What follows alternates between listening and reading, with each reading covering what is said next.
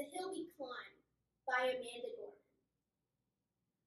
When day comes, we ask ourselves, where can we find light in this never-ending shade?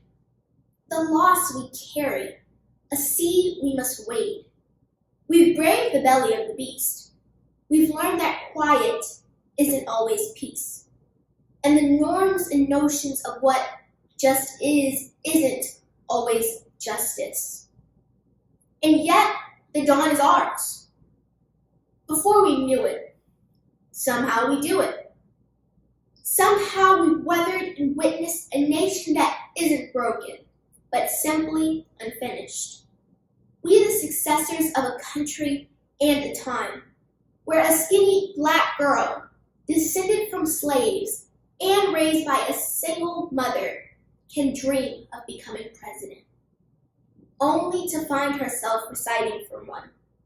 And yes, we are far from polished, far from pristine, but that doesn't mean we are striving to form a union that is perfect. We are striving to forge a union with purpose, to compose a country committed to all cultures, colors, characters, and conditions of man. And so we lift our gazes, not to what stands between us, but what stands before us. We close the divide because we know to put our future first, we must first put our differences aside. We lay down our arms so we can reach out our arms to one another. We seek harm to none and harmony for all. Let the globe, if nothing else, say this is true. That even as we grieved, we grew. That even as we hurt, we hoped. That even as we tired, we tried. That we'll forever be tied together, victorious. Not because we will never again know defeat, but because we will never again sow division. Scripture tells us to envision that everyone shall sit under their own vine and fig tree, and no one shall make them afraid. If we're to live up to our own time, then victory won't lie in the blade. But in all the bridges we've made, that is the promise to the glade. The hill we climb.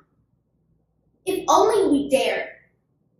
It's because being American is more than a pride we inherit. It's the past we step into and how we repair it. We've seen a force that would shatter our nation rather than share it, would destroy our country if it meant delaying democracy. And this effort very nearly succeeded. But while democracy can be periodically delayed, it can never be permanently defeated. In this truth, in this faith we trust. For while we have our eyes on the future, history has its eyes on us. This is the era of just redemption we feared at its inception. We did not feel prepared to be the heirs of such a terrifying hour. But within it, we found the power to author a new chapter, to offer hope and laughter to ourselves. So while once we asked, how could we possibly prevail over catastrophe? Now we assert, how could catastrophe possibly prevail over us? We will not march back to what was, but move to what shall be. A country that is bruised but whole, benevolent but bold, fierce and free. We will not be turned around or interrupted by intimidation, because we know our inaction and inertia will be the inheritance of the next generation. Our blunders become their burdens. But one thing is certain, if we merge mercy with might and might with right, then love becomes our legacy. We can change our children's birthright. So let us leave behind a country better than the one we were left with. Every breath from my bronze-pounded chest, we will rise this wounded world into a wondrous one. We will rise from the gold-limbed hills of the west. We will rise from the wind-swept northeast, where our forefathers first realized revolution.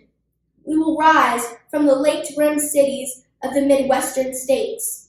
We will rise from the sun-baked south. We will rebuild, reconcile, and recover. In every known nook of our nation, in every corner called our country, our people, diverse and beautiful, will emerge, battered and beautiful. When day comes, we step out of the shade, aflame and unafraid. A new dawn blooms as we free it. For there was always light, if only we were brave enough to see it, if only we were brave enough to be it.